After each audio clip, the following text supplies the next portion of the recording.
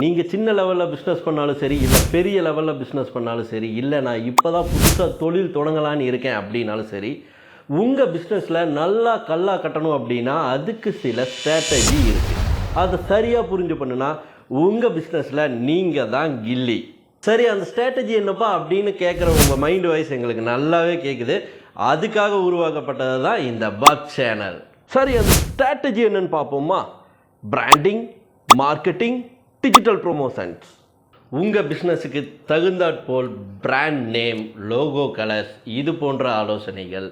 இன்ஸ்டாகிராமில் ஒரு page open பண்ணி அது மூலியமாக நம்மளோட பிஸ்னஸை க்ரோ அப் பண்ணுறது.